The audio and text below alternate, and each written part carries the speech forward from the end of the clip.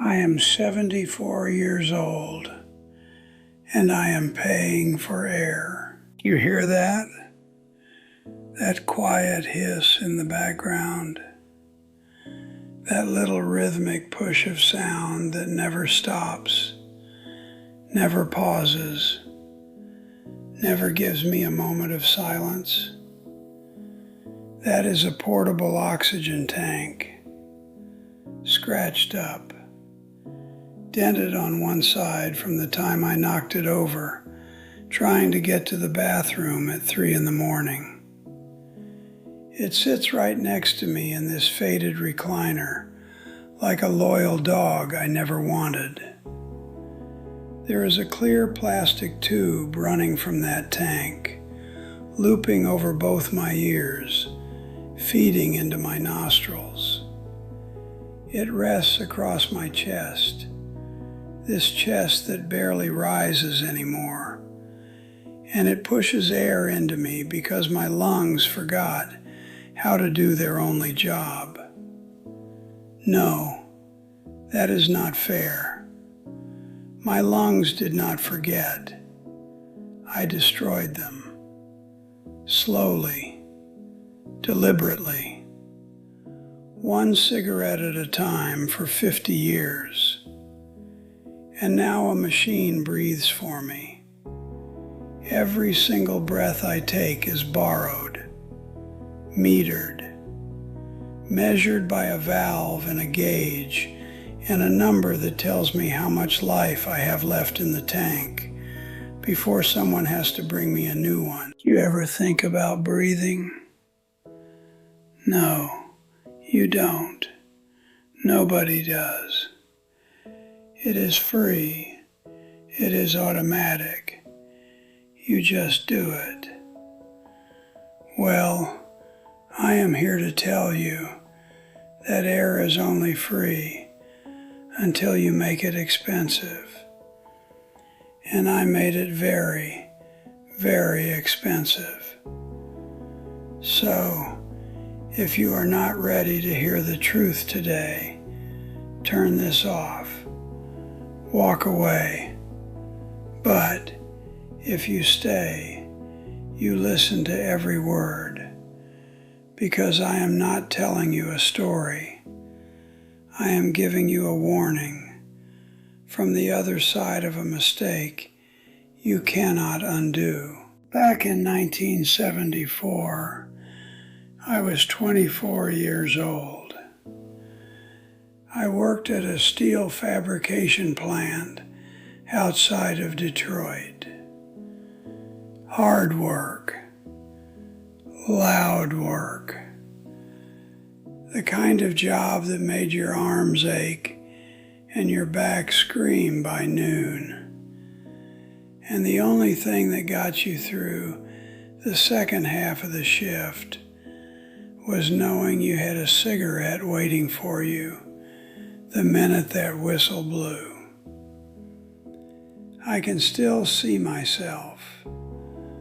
Leather jacket, steel-toed boots, cigarette tucked behind my ear like it was part of my uniform.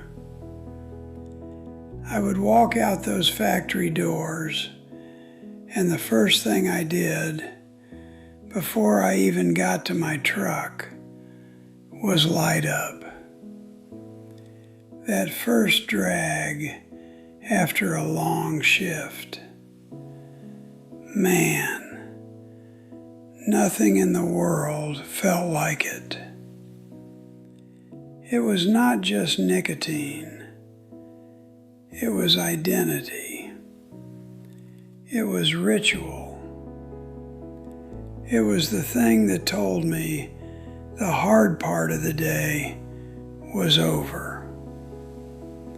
And everybody smoked. Everybody. You would offer a guy a cigarette, and suddenly you had a friend. You would light one up at a bar, and a woman would lean in and ask for one. Smoking was social currency. Smoking was confidence. Smoking, I told myself, was freedom. And breathing was nothing. Breathing was automatic. Breathing was like blinking or your heart beating. You did not think about it. You did not protect it.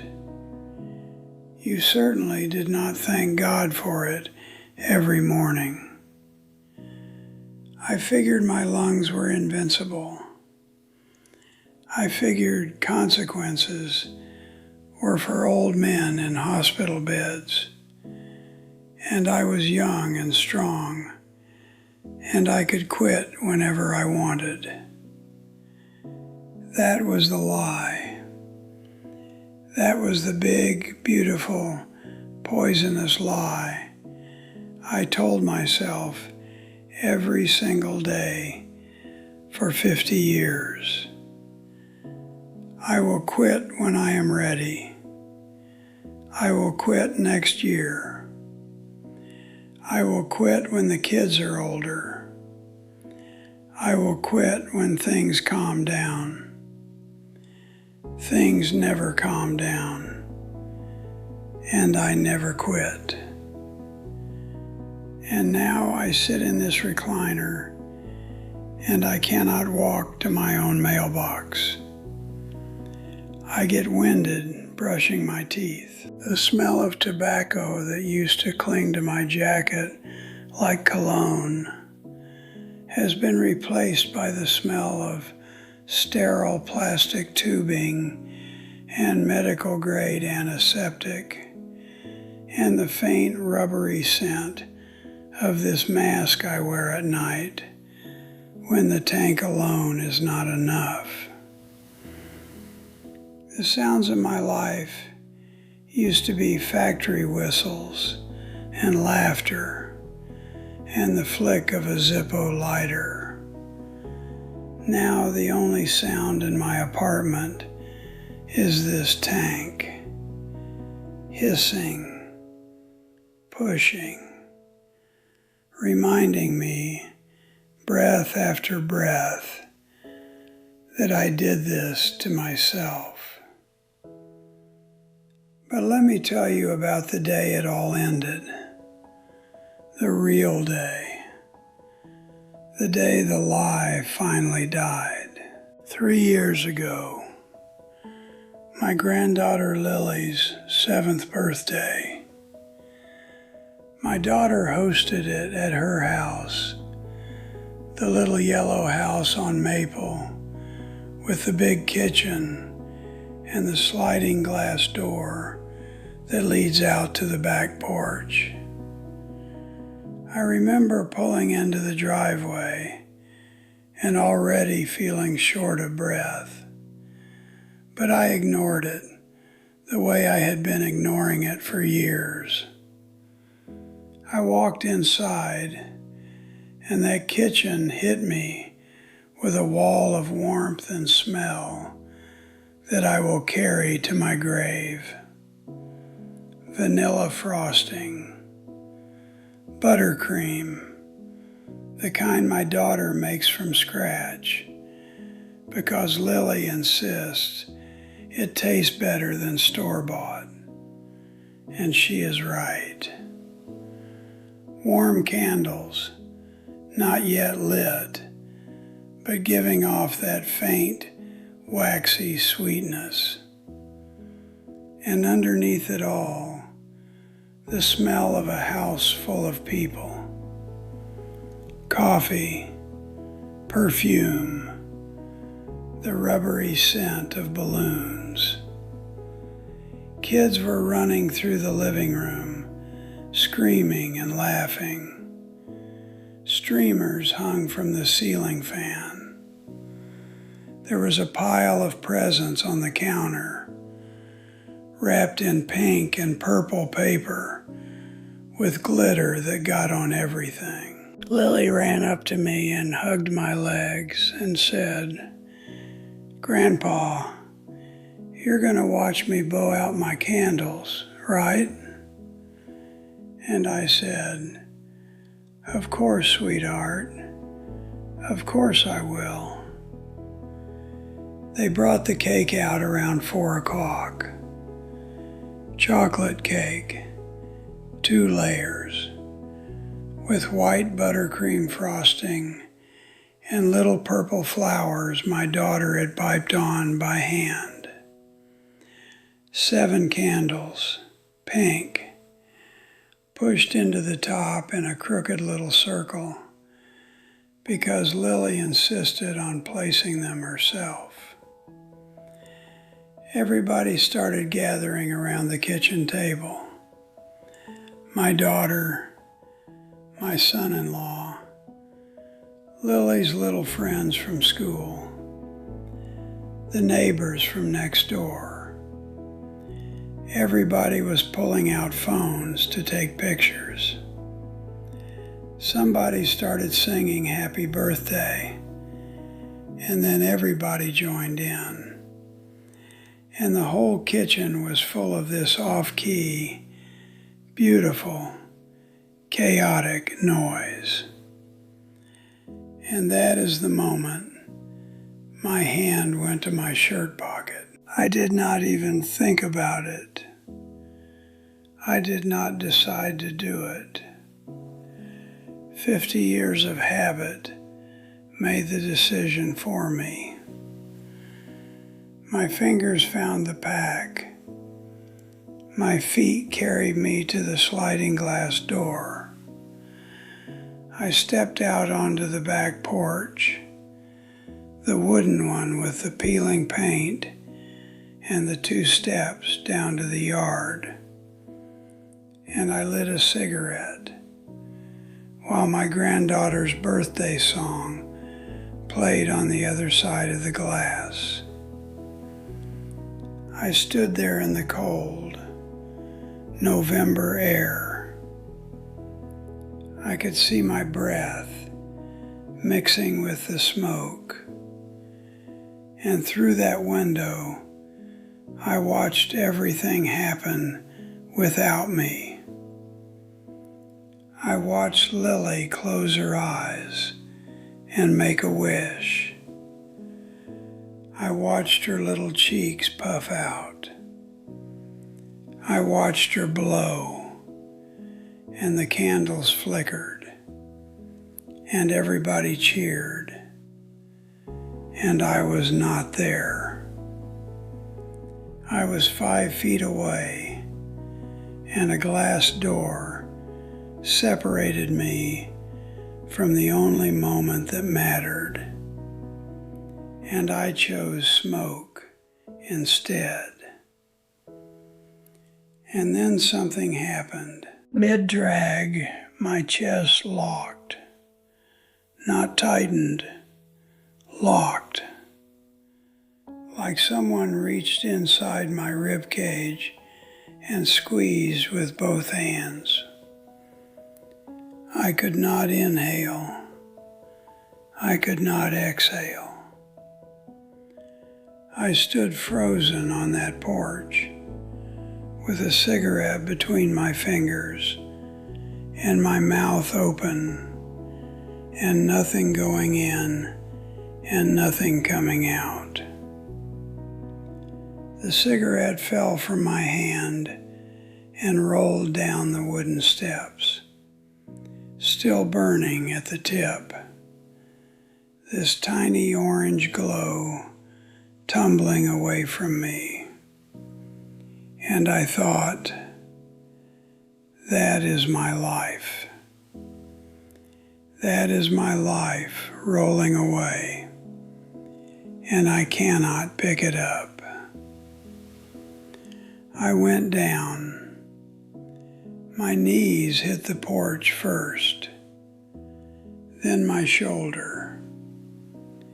Then my face was against the cold wood, and I could smell the old paint and the damp. And somewhere far away, I heard Lily's laughter turn into my daughter's scream. The ambulance came.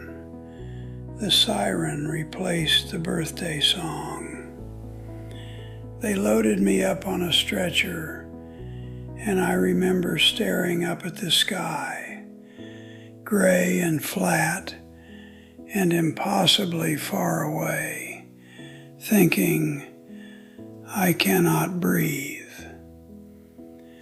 For the first time in my life, I actually understood those words. I cannot breathe. The doctor at the hospital did not sugarcoat it. He stood at the foot of my bed with a clipboard, and he said, End-stage COPD.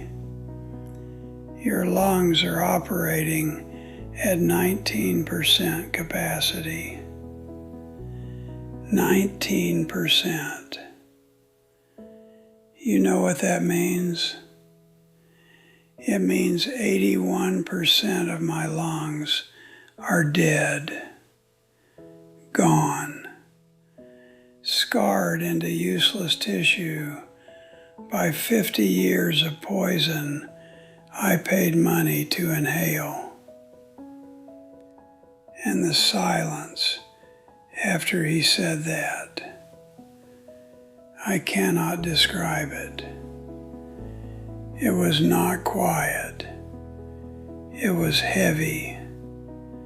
It pressed down on me like a physical weight. My daughter was standing in the corner of that room, and she did not cry. She just stared at me with this look that said, I have been waiting for this day my entire life, and I hate that I was right. That silence was louder than any word anyone has ever spoken to me. And in that silence, I heard the truth for the first time. I was not a man who smoked.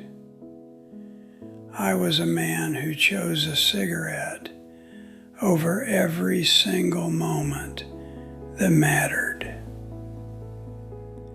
That was 3 years ago.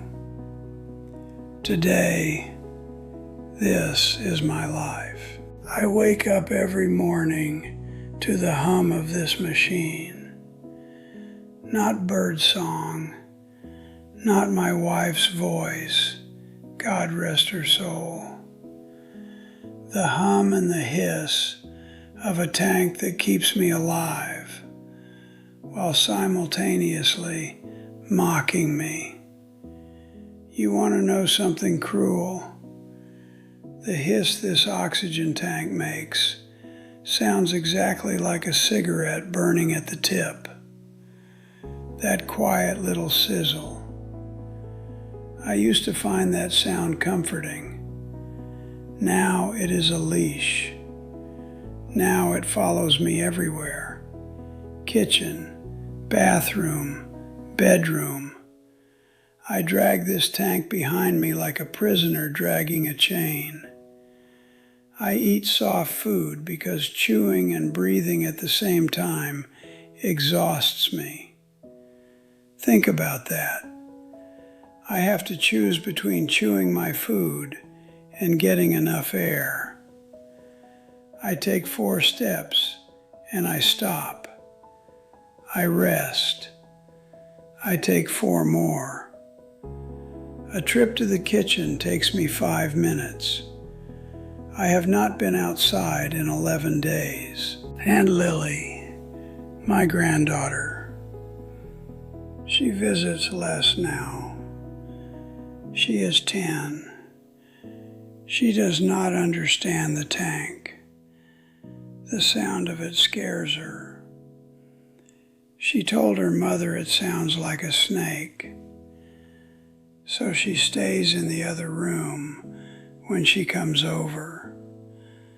And I sit here and I hear her little voice through the wall. and I cannot go to her because by the time I get to the hallway, I am gasping. My apartment smells of nothing. 50 years of cigarettes burned out my sense of smell entirely. I cannot smell coffee. I cannot smell rain. I could not smell that vanilla frosting if you put the bowl under my nose. Everything is flat and empty and sterile. Sometimes, and I am ashamed to admit this, I hold an unlit cigarette. I just hold it between my fingers. I do not light it. I just feel it there because it is familiar, and almost everything else in my life is not anymore. The void I live in is not death. I am not afraid of death. The void is stillness. It is sitting in this chair hour after hour with nothing but the hiss and the hum and the memories of every moment I walked away from to go smoke. 50 years of stepping outside. 50 years of missing what was happening inside. Birthday candles, Christmas mornings, my son's first steps, my wife's last words. I was on the porch. I was always on the porch. Now let me talk to you. You, the one watching this right now. The one with a cigarette in your hand, or a pack in your jacket, or a vape in your pocket, because you think that is somehow different. Put it down. Not tomorrow, not after this one, not when you are ready. Now, right now, because ready never comes. I waited 50 years for ready, and ready never knocked on my door. The only thing that knocked was a paramedic on my granddaughter's birthday. You think air is free? It is. Right now, for you, it is absolutely free. You are breathing without thinking about it. You are inhaling and exhaling, and your lungs are doing their job. And you are not thanking them, and you are not protecting them, and you have no idea what you have. I did not either. And now I pay for air. I pay with money, and I pay with dignity, and I pay with every moment I sit in this chair alone. While life happens on the other side of a wall, I do not have the breath to walk through. Every single drag you take is a minute stolen. Not from you, from someone who loves you, from a granddaughter who wants you at her birthday table, from a child who wants to hear you laugh without coughing, from a wife who does not want to watch you suffocate in slow motion over 30 years.